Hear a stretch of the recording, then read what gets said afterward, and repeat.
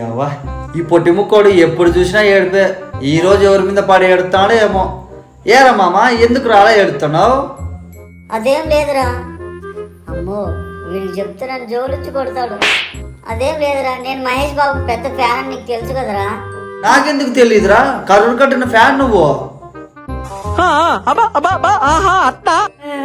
ఇప్పుడేమో మా వాడు ఏంటన్నారా?